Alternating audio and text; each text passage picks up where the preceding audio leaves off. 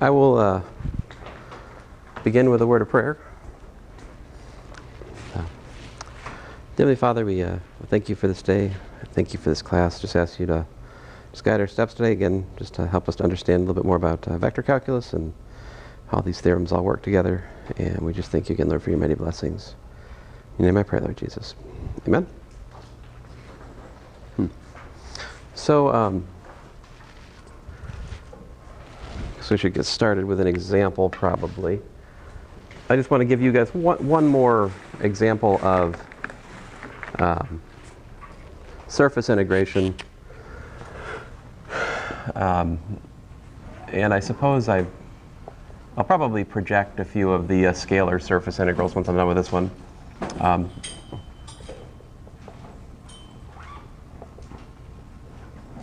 So example 1.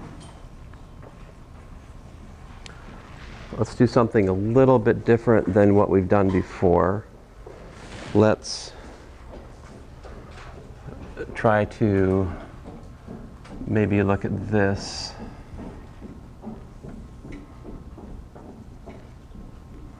And okay, so let's suppose that this is z is equal to, let's say 4 minus x squared minus y squared, all right? And down here, we have z equals to, let's say minus 5, all right? And let's calculate the flux sub f for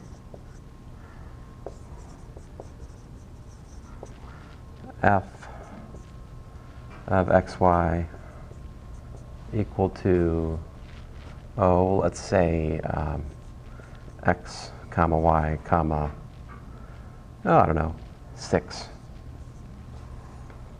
Not the most complicated vector field, but I think this should be interesting. That'll be a function of x, y, and z. Oh, yeah. Okay, fine. Yeah, I was thinking about changing it. I'll leave it. But yeah, x, y, and z. So I want to calculate the flux of the vector field through this, the boundary of E, where E is the solid cone bounded by,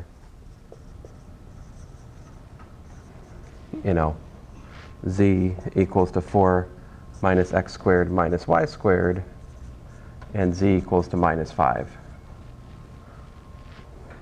Does that make sense, what the question is? And how would we calculate the flux here? What do you got to do? So annoyingly, it's not one of my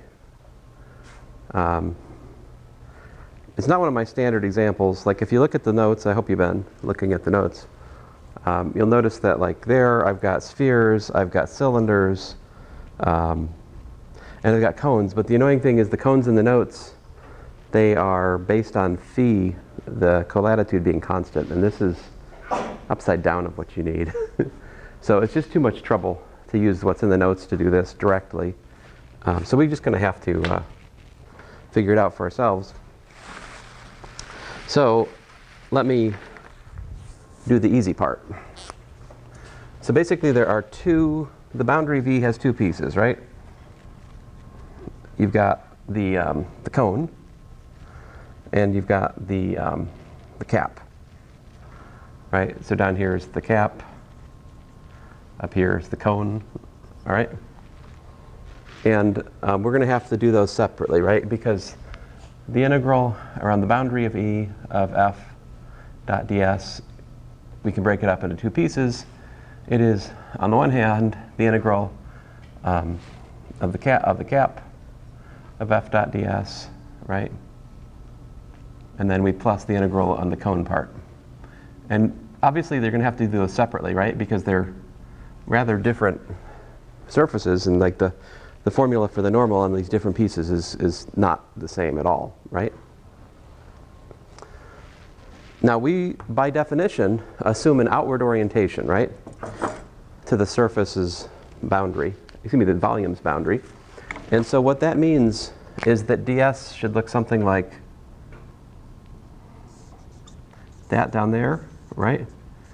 But on the other hand, it looks all kind of interesting, different directions up here, right? So let me say that this is 2 and this is 1, just to enumerate them.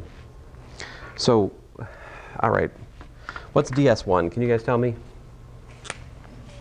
That shouldn't require calculation. We should just be able to write that down by intuition.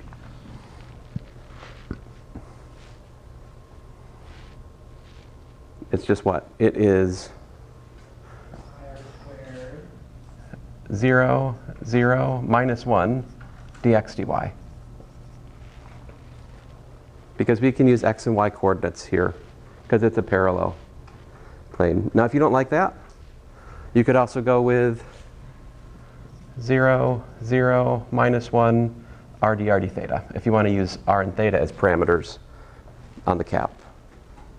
It doesn't really matter too much. I think I'm going to use r and theta for the cap, okay? So like the cap part of the integral, and our f is what? X, y, 6 dot, ds1.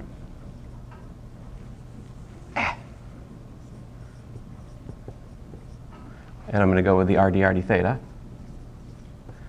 Well, that's just, and so the cap down here, what, can you guys tell me how the theta, well, I'll do the easy part. Theta range is what? It's the whole thing, right? So we're going to go 0 to 2 pi for my theta. How about r? If I have the usual meaning for r, what's the equation to this curve right here? This is what? Minus 5 is equal to 4 minus x squared minus y squared. In other words, x squared plus y squared is equal to 9.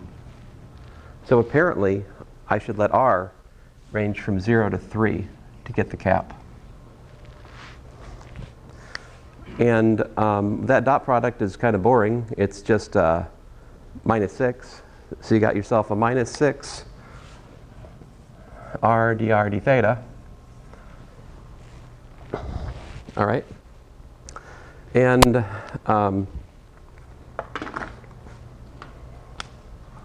that gives me, well, 2 pi times minus 6 r squared over 2, evaluated from 0 to 3.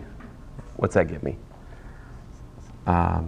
2 pi times minus 3 times 3 squared. So altogether, we got what? 9 times 3 is 27. 27 times 2, 54. Minus 54 pi. Minus 54 pi field lines cutting through the base of the cone. What does that mean? That means if I was to picture the field lines of F, currently unpictured, right? If you were to picture the field lines, they'd all be going up into the cone. They'd be going into the cone through the base. Now, if the pattern continues, I kind of expect what's going to happen is I'm going to have positive flux through the top of the cone, right? And it's not going to be equal, actually. I don't think it's going to be equal. Well, we'll see. We'll see. All right, so then what? Now I need to figure out how to parameterize the cone. Any ideas? How should I deal with the cone part of the integration? See, because to be successful at surface integration, we need to complete our knowledge of parameterization. It'd be a good time to go back into an earlier part of the notes and review how I parameterize surfaces, because I didn't belabor that much earlier this semester, really. You know? Yeah. You can parameterize a circle in x and y and then describe its radius in terms of z. So you're saying Oh, okay, I think I know what you're saying. So you're saying take this equation, solve it for x squared plus y squared equals to 4 minus z. And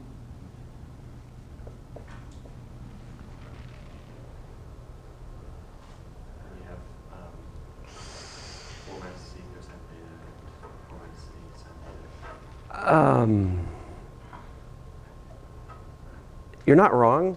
I mean, I'm not, maybe I'm putting words in your mouth. So you're saying r is the square root of 4 minus z squared? I mean, so let's look at different flavor options here. So if I follow the path that Sam's doing, it depends on which way I interpret what he's saying. Okay, guys?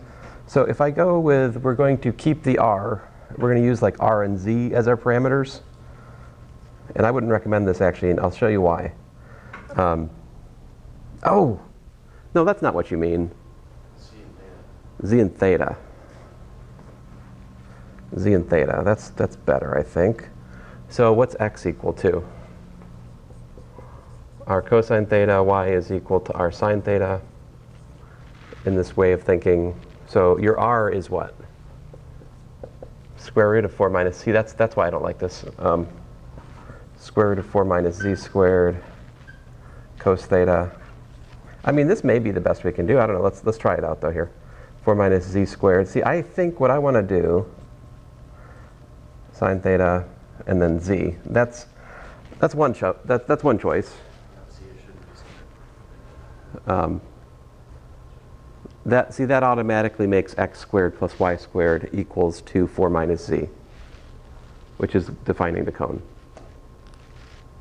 To check this, if you look at x squared plus y squared, it's equal to 4 minus z squared, which is the equation of the cone. But it's just 4 minus c. Yeah, but there's a square root. Oh, I'm sorry. Do I want 4 minus c? What happened? Oh, yeah. You're right. My bad. Something got lost in translation here. There's no square there. Thank you.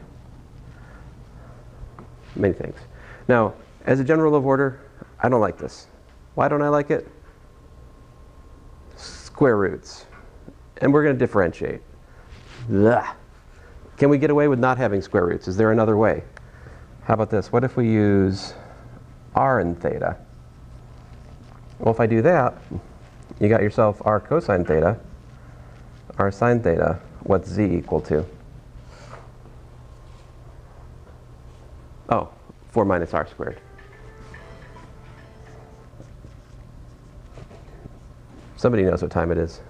Let's see here. So I think given the choice, I will go with using r and theta as the parameters here, right?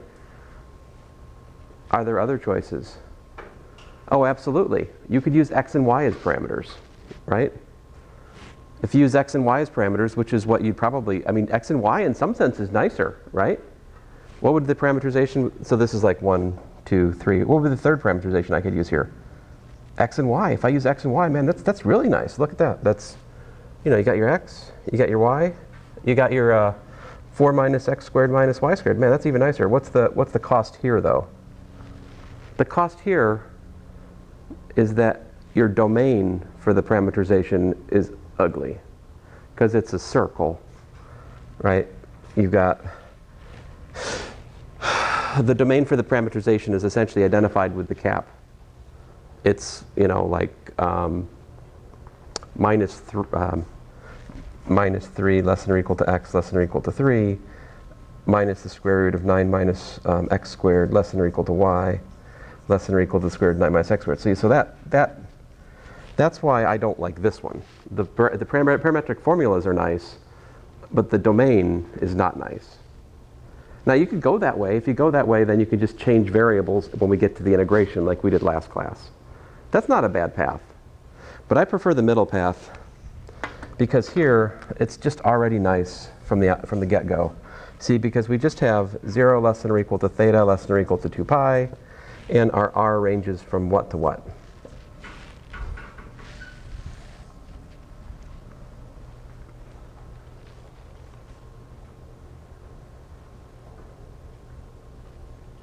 R ranges from 0 at the tip of the cone all the way out to what? 3? Yes, 3. Thank you. I was actually asking the question. I hadn't figured it out yet, so thank you.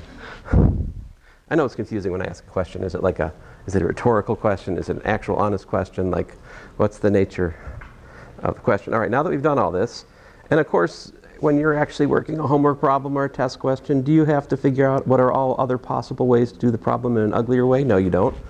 So we wasted about 30% of our time here. Actually, was it a waste? I don't think so. I think half of the battle here is understanding what not to do and having the courage to stop doing something just because you understood something when you see that it's a bad path forward. I don't know. These are more difficult questions. But the integral over the cone of f dot ds, the flux and the cone part, we've got ourselves an integral from 0 to 3, integral from 0 to 2 pi. I don't know why I did it in that order, but I did. Oopsie, my bad. I still need to calculate something, don't I? So I guess fine. What's my f?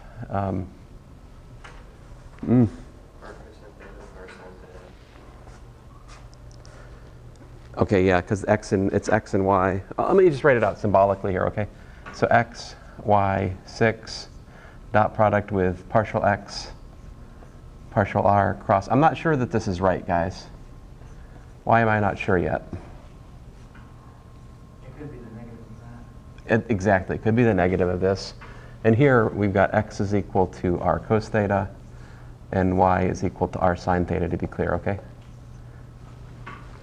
So my bad. I really should have calculated the normal vector field before I got into this. Sorry. Forgive me. So let's figure this out. What is this? We've got partial x partial r is cos theta sine theta minus 2r. Partial x partial theta is minus r sine theta, r cos theta. Ooh, 0, I like that. So that gives you the normal vector field. Let's see here. 2r squared sine theta. You guys should double check me on this one, okay? I'm just going to try to freehand it. Let's see here, cx.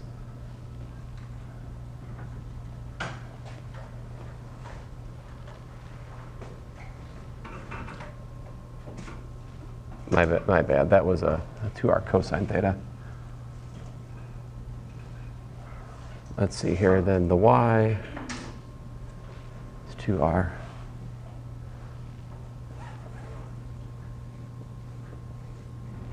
I might do this wrong. If I do it wrong, we'll fix it, okay? R cosine squared minus a minus, so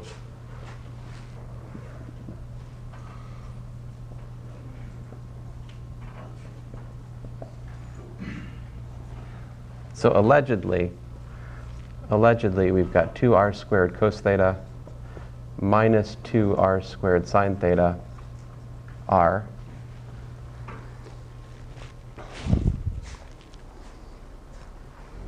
Now, you guys double check me on it. I'm going to double check me on it. How can I double check it's a cross product, right? Is it worth 5 seconds of your time to check the dot product before you go willy-nilly into the integration that's going to follow? Yes. So this gives me dot product 2r squared cosine squared. This gives me dot product minus 2r squared sine squared. And then, uh-oh, that's not good. Huh. Something ain't right. Dot product wasn't 0. Should the middle term be positive? Like, why is it? Should the middle term be positive? That seems likely. Yes. So there's my error. Hooray. Now let's try it. So when I take the dot product of this and that gives me a 2r squared sine squared plus cosine squared, which is 2r squared. And then the z dot z term gives me, the z components multiplied gives me a minus 2r squared. 2r squared minus 2r squared is 0. Hooray, the dot product with the partial velocity in the r direction, 0. That's probably going to be enough. I could get unlucky, right, where I have it perpendicular to the first but not to the second, but I don't know if I can do that. I don't know. Anyway, so I'm happy. There we go. I'm also happy because while I wasn't sure a priori before the fact, I am now sure that we put our parameters in the right order. See, because this right here is positive, right? Which tells me that my ds2 vector points up in the sense that z being positive, z positive is upward, okay, like that way, which is what I want for this example, right? Okay, so then let's do it.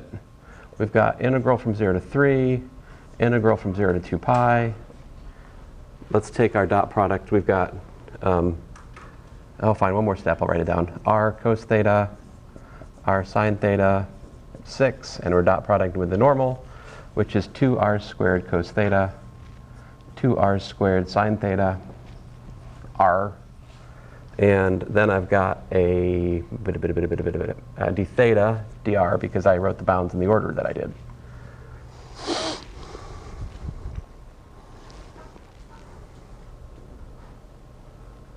Okay? And, all right, so let's do this. Integral from 0 to 3, integral from 0 to 2 pi. We've got a 2r cubed cosine squared theta plus 2r cubed sine squared theta. Ooh, I like to see that. And then plus 6r d theta dr. What is all this? Yeah, this is just 2r cubed, because the sine squared plus cosine squared squishes down to 1. And so at this point I can write the answer down. It's 2 pi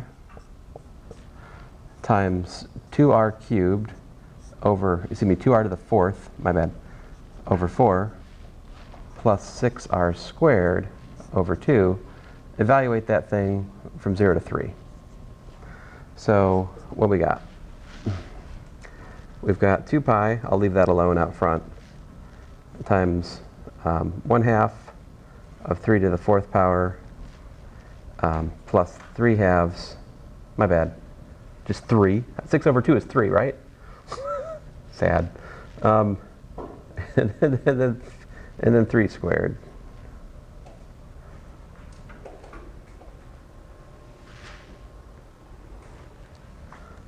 Or if you like, we could do pi times 3 to the power 4 plus 6 times 3 squared,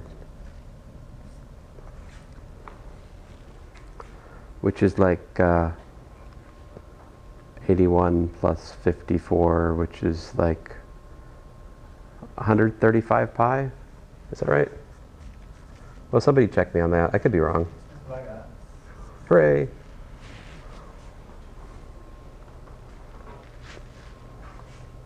Yay. All right, so then what's the answer? Was something wrong? Just discussing the surface area element. Oh, yeah. Any questions about it? I mean, we could talk. Do we need the R to be already there? We don't. See, because the surface area element, ds, is generically speaking partial x, partial u, cross partial x, partial v, du dv. So the magnitude of the cross product already weaves in that thing that's like the r and the rd theta for the dA. That's already dA supplied a direction normal to the surface. All right. The magnitude of the cross product builds that scale factor in already. Yeah. Now, if we had chose the other path of parameterization 3, and we'd gone through this whole calculational process, we would have ended up with an ugly integral over x and y, the disk of radius 3, at which point we'd have switched to polar coordinates, and that there you would need the dA is dx dy, but dx dy is rd theta. But that would have been a different path. But it would have led us to the same integral. Pretty pretty sure. You're using conical coordinates? Are you using, I don't know, I don't have a name, but. What's the totality of the calculation here? The integral over the boundary of this solid cone of this vector field is apparently equal to what? You got yourself minus 54 pi, right?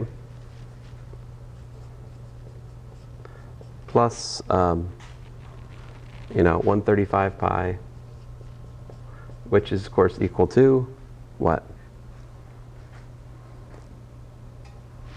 81 pi, right?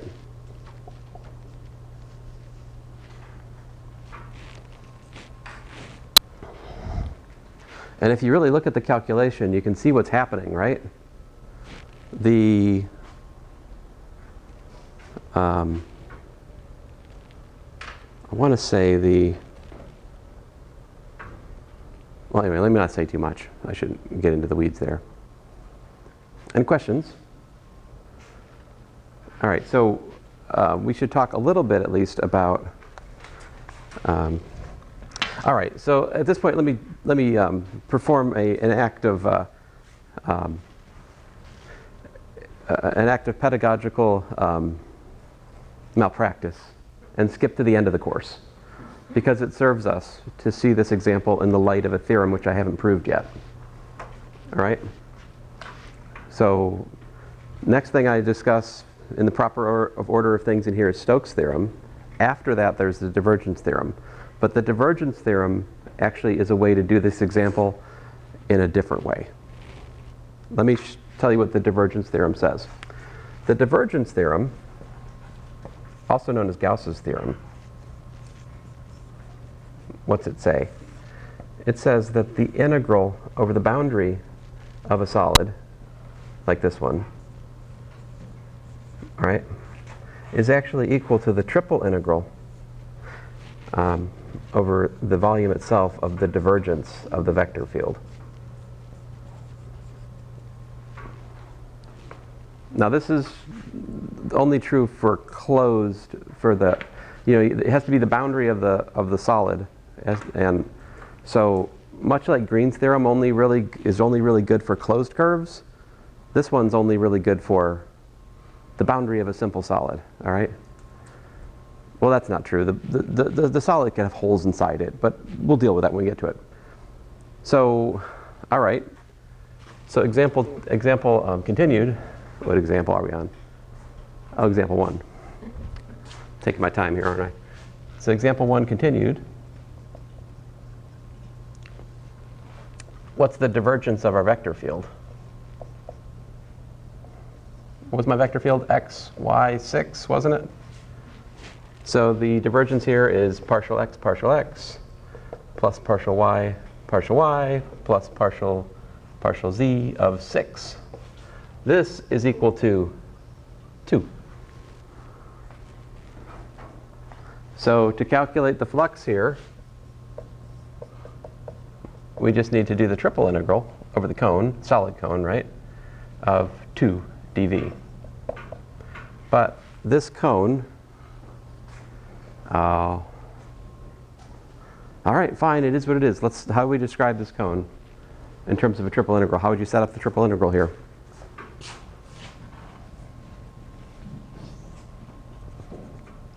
I think cylindrical coordinates are almost certainly the way to go. As we've discovered, the top of the cone is what? It's z equal to what? 4 minus x squared minus y squared. Also known as 4 minus r squared, right? So the cone we can describe, and down here, this is what z equals to, I forgot, minus, what did I say, 5? Minus 5, all right. So I think we have this, we have minus 5 less than or equal to z, less than or equal to 4 minus r squared, right? We have 0 less than or equal to r less than or equal to 3, 0 less than or equal to theta less than or equal to 2 pi. I believe that describes this volume in cylindrical coordinates. So then we can calculate the integral over the volume. Integral from 0 to 2 pi, integral from 0 to 3, integral over the exciting bounds that actually capture the cone, minus 5 to 4 minus r squared. And our dv is, remember, r dr d theta dz. That's the cylindrical dz. But in this context, I got to be careful to make sure I put my differentials in the order which echoes the iterating of the integral. So my z bounds came first, so I'm obligated to do r dz dr d theta as I have it. Of course, the theta integrates to 2 pi, and I'm going to bring the 2 out. So that gives me a 4 pi integral from 0 to 3 of, well, I've got 2r, but I'm integrating with respect to z.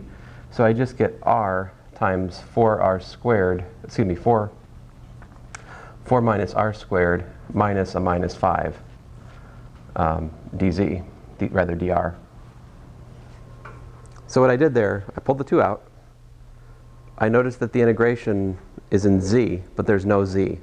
Whenever you have an integration which is over a variable, and it's just basically integrating the dz, to calculate that integral, you just multiply by the length of the integration region. The length of the integration region here is just the difference of the upper and lower bounds, which is why I put 4 minus r squared minus a minus 5. That is literally the length of the z integration. Anyway, what's that simplify to? This is pretty high stakes because I haven't worked this out beforehand because I was sleeping, and that's part of the reason that, like, your quiz isn't graded. My apologies. Fell asleep. Stupid sleep. All right, r cubed. Some of you have the same problem. You also sleep. But so 4 plus 5 is 9, 9r, and you got your minus r cubed. Integrate this thing. What we got? 4 pi.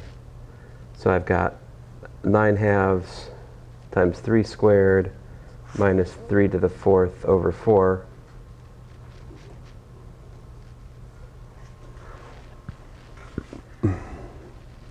Also known as pi times 2 times, let's see here, that's 81.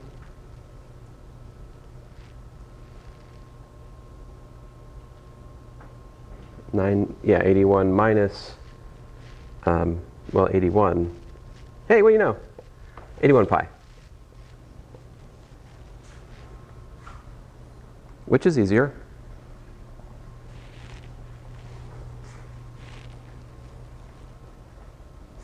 I submit to you that the divergence calculation is way easier, right? So this is a theorem we need to learn and know when to apply. Now, you need to do enough surface integrals so that you can,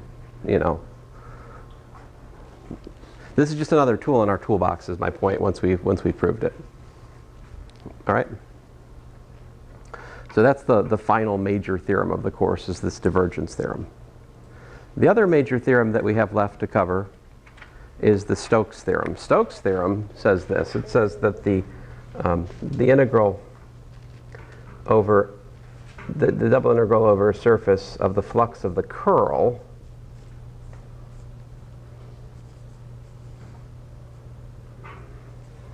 is equal to the integral of the boundary of the surface of f dot dr. This is Stokes' theorem.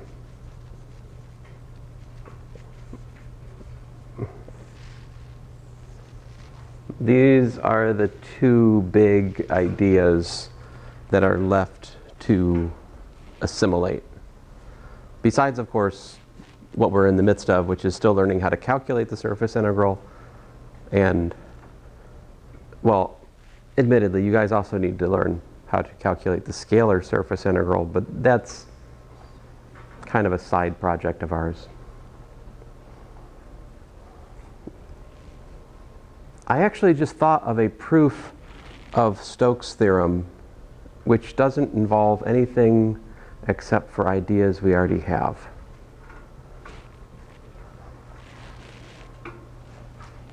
I think. Oh, no. My bad. I'm wrong.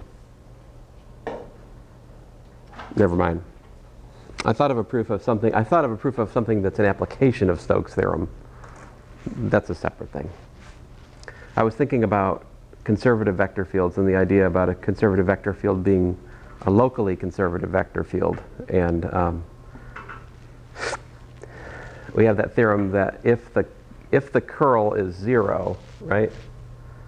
If the curl is 0 on a simply connected domain, that implies that the vector field's conservative.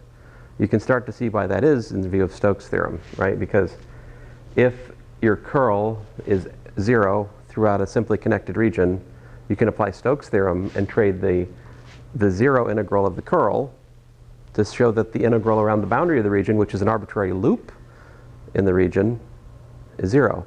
But if you have the integral around an arbitrary loop is 0, that proves conservative. It's like number 2 or 3 of our list of equivalent conditions.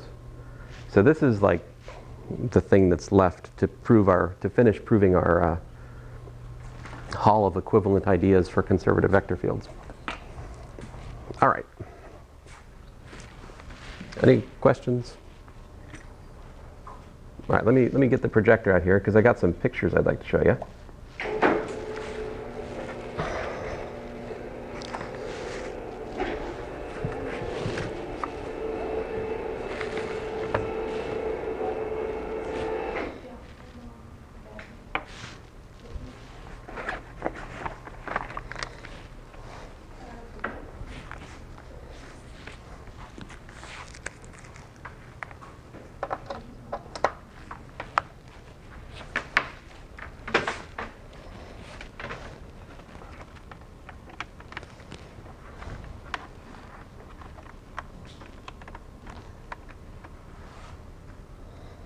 Come on.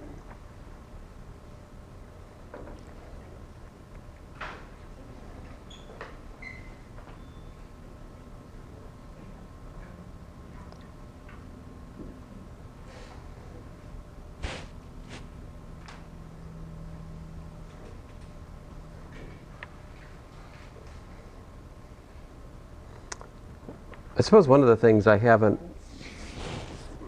emphasized enough yet, and I have to talk more about it, but the scalar surface integral is independent of orientation, whereas the surface integral of a vector field depends on the orientation of the surface. So let's see if I can explain why. What does it mean when we're integrating? We just have the ds here, but we don't have like a vector on it. What's the difference between that and the flux integral I've been talking about today? Let me go back and remind you the definition. So here's the definition of scalar surface integral. Find my laser.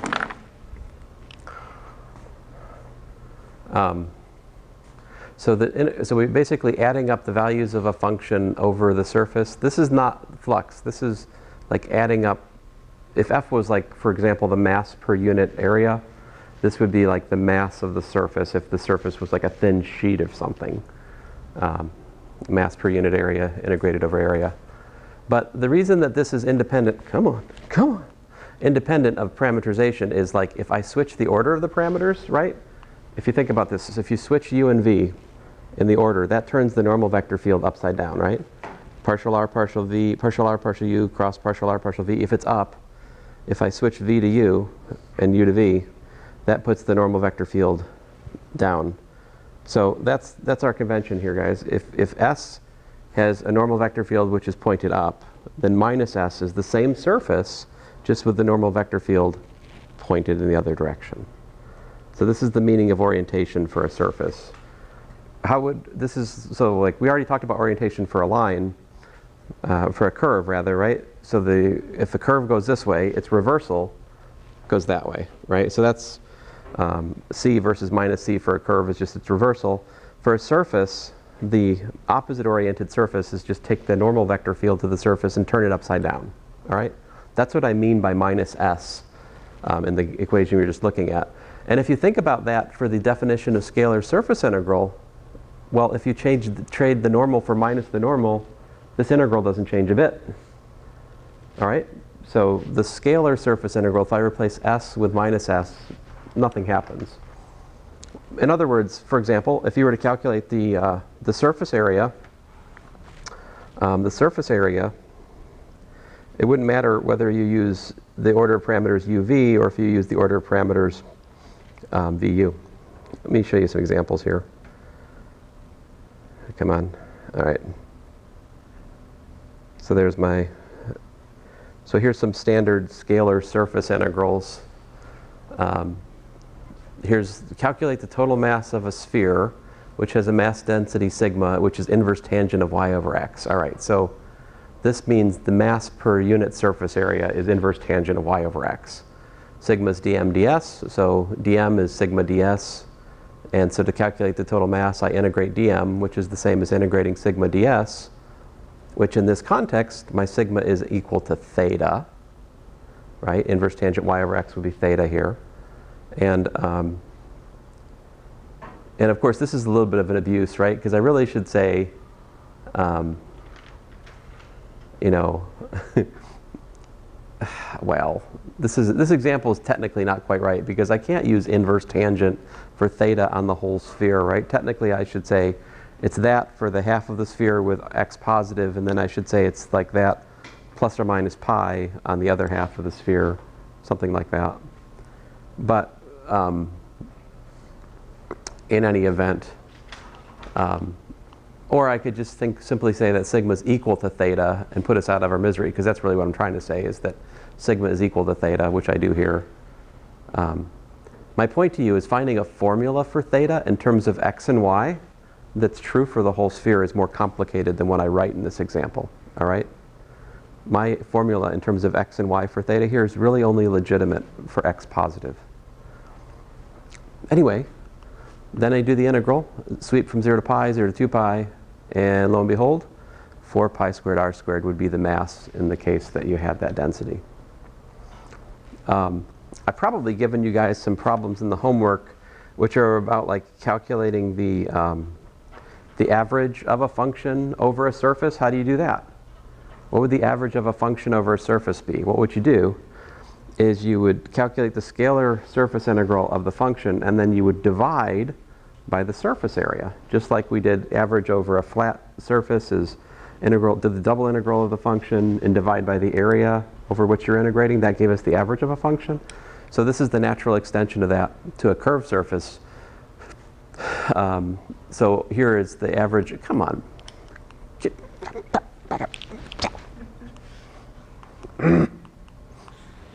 I know what I need for Christmas. Children, I need laser pointers for Christmas. Yeah, my son is always asking. Really? You have one job. All right, there we go.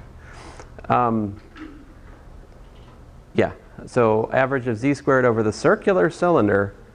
So with open caps. Now I have to do open, man, if I didn't do open caps, that would be super annoying, because I'd also have to add in 2 extra integrals over the top and the bottom of the, you know what I'm saying? A circular cylinder looks like this, right? So I'm saying that that and that are open.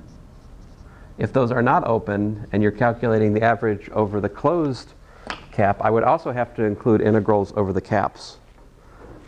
That would be relatively easy for this function because it's z. So z is constant on the caps. It would just be like whatever, 0 squared down here and L squared up here. So that would just add in, and what's the area? So you just do like, that integral would just become area times the value because it's constant over the area. Anyway, I didn't do that. So, come on. The parameterization of the cylinder, I just use z and theta. So z is ranging from 0 to L and theta ranges from 0 to 2 pi. And my ds is just, let me draw a picture here.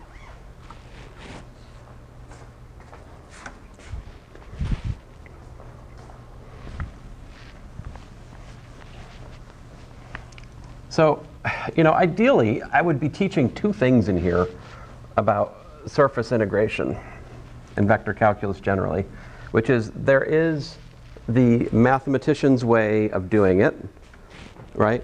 Which is parameterizations, clear definitions, all the way, right? But the other way of doing these things is geometric.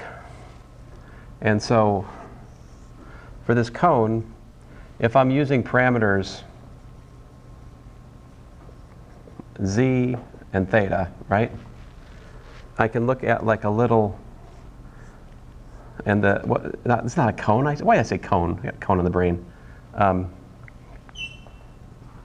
What's the cylinder here? Its radius what? R. So I can look at a little sweep here, right? My dl theta and my dz. So like my ds, my little bit of area. What's dl theta? Well, dl theta is r d theta. See, because it's sweeping from here to here, you know.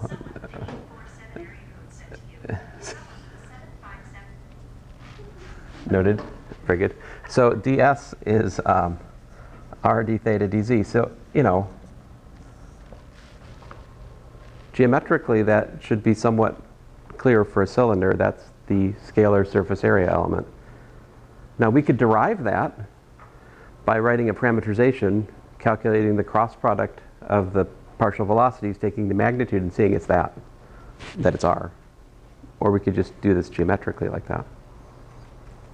Now this technically falls under the clutches of my larger discussion of how you set up the flux integral for a cylinder in the previous section of the notes. So I'm probably just thinking that way when I wrote this.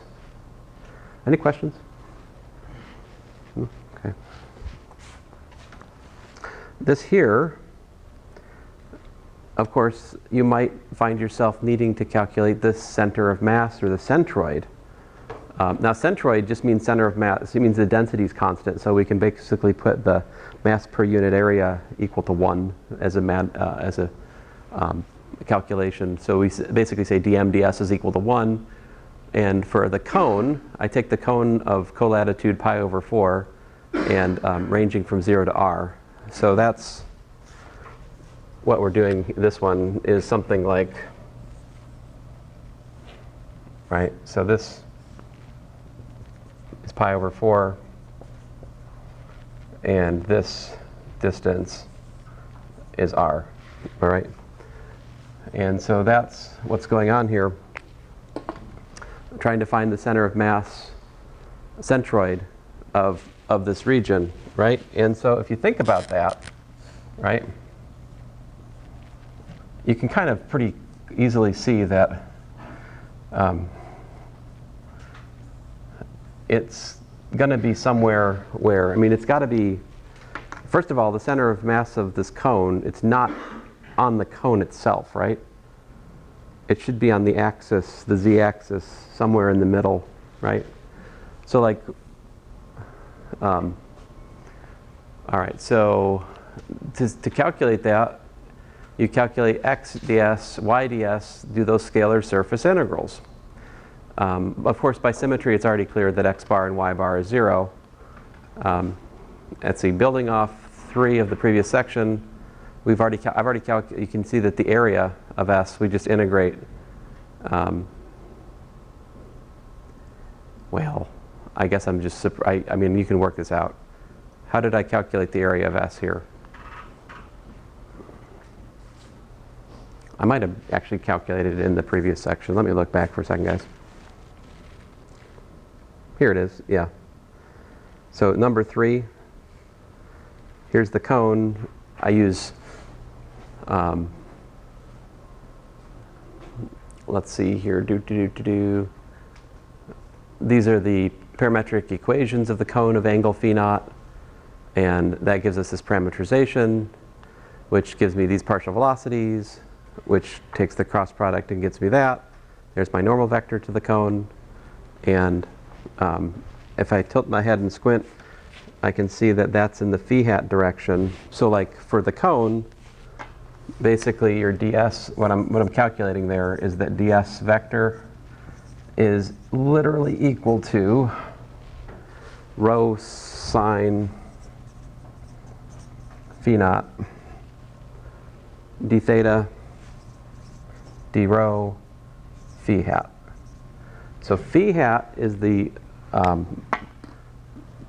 unit vector field, vector field which points in the direction of increasing colatitude. So basically it points, down like that off the cone. Anyway, the larger point here is that the scalar surface integral, scalar surface area element for the cone is rho sine phi naught d theta d rho.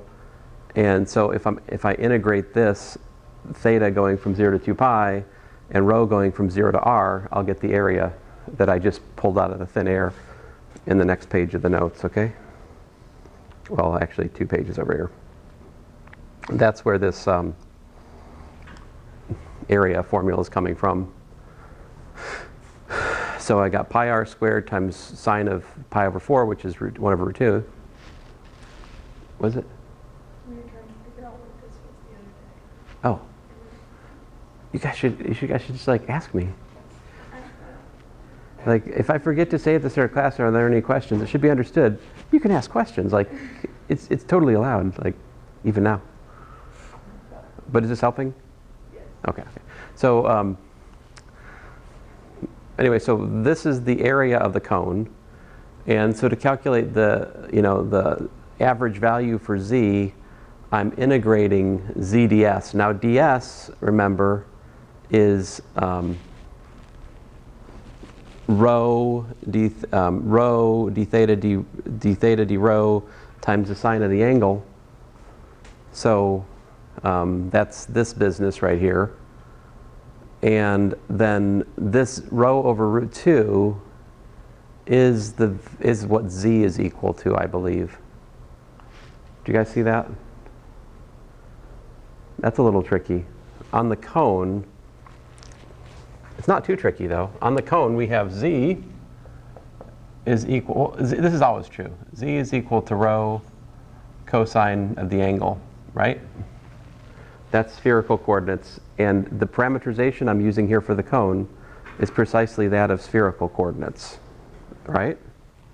So we can use spherical coordinate analysis to understand what's going on here, and as such, the example has angle pi over 4. So what's cosine of pi over 4? It's 1 over root 2. So that's why I replaced z with rho over root 2. See, that is z in the theta rho coordinate system, right? It wouldn't make sense to try to integrate z here. You're integrating z on the cone, but z is a function of which point you're on in the cone. It's not constant with respect to rho and theta. Okay, it's constant with respect to theta, but it's certainly not constant with respect to rho. So you got to deal with it. And I do that by taking into account the equation of the cone. That gives me that. And then you do the integral, and you get that. And it's apparently the square root of 2 divided by 3 up from the tip of the cone.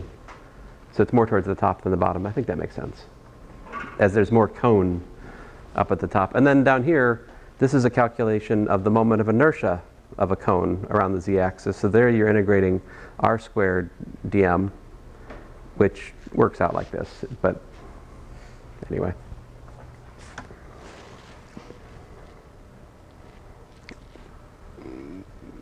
Here I'm calculating the scalar surface integral of a function. So let me just take a step back here. What's the difference between what I'm doing right now versus what I was doing the first half of class? First half of class, I was calculating the flux of a vector field through a surface, right?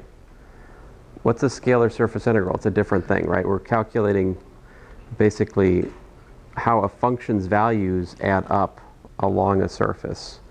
So it's not a flux calculation. It's more like like I said, like finding the mass. We could think of it as like finding the mass of a sheet or something where the density is variable on the sheet. In this case, the density is x, y, z, and I'm looking at a planar graph. Z is 6 plus x plus y, and this one, the ds is the square root of 1 plus fx squared plus fy squared dx dy. This is the magnitude of the normal vector for the Cartesian graph. If you think back to the formulas for like arc length in terms of like a graph, it's very reminiscent of that. Remember that? Arc length is like square root of 1 plus fx, 1 plus dy dx squared, square root integrated from a to b. That gives you the arc length of a graph from a to b. This is the natural extension of that idea to two-dimensional graphs. Well, a graph of a function of two variables, which is living in 3 dimensions, just like the graph of a function lives in 2 dimensions. All right, so, and then I just have examples here, which I think we've done enough examples of flux at this point. Here's another, this example is worth me just talking about for a little bit because it's much like the one I did at the start of class. It would take me at least a half hour of class to work this out in detail, right? But what it is a closed cylinder. So it's actually something like this, but including the caps. To calculate the flux through a closed cylinder, I have to do, you know, notice that the RZ hat, that's the, you know, the top normal, minus RZ hat, that's the downward pointing normal of the base cap, top cap, base cap, or bottom cap if you like. And then this is the side of the cylinder, the curved side of the cylinder, right? So, yeah. And then I just look at the parameterizations.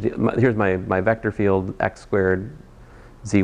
So then I calculate the flux through each thing, right? And so each time I'm like, for example, for the first one, I'm taking the parameterization for x, which is given by r cos theta, right?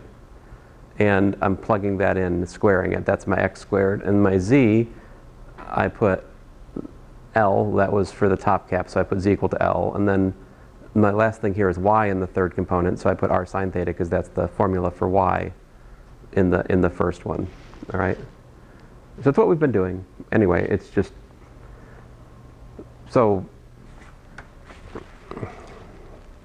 just to point out, if we have a surface with different parts, then you have to you know, break up into each piece and add them together. All right, so let me get to the point here. So I'd like to talk about Stokes' theorem. All right. So we've already encountered a simple version of Stokes' theorem in this class, because Green's theorem, in its standard form, is an example of Stokes' theorem in the following sense. This is, we can look at this as a version of Stokes' theorem because we can write this as like the integral of the vector field p comma q comma 0, all right, over a region. If we just think about R as being a subset of R3, like identify it as a part of the xy plane, then this is f dot dr, and that's exactly the z component of the curl of this vector field, all right? And so that's literally an example of what's called Stokes' theorem. And let me show you how I can basically build this up to give you the whole theorem. So, my point here is that if we can do this theorem for R, which is just a subset of the xy plane, right? So let me draw a picture here. If I can find my eraser shirt.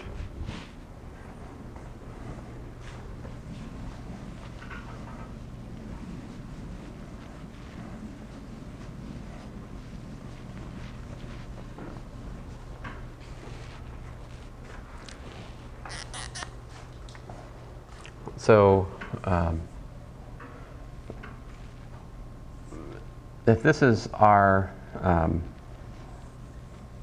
down here, right, in the xy plane,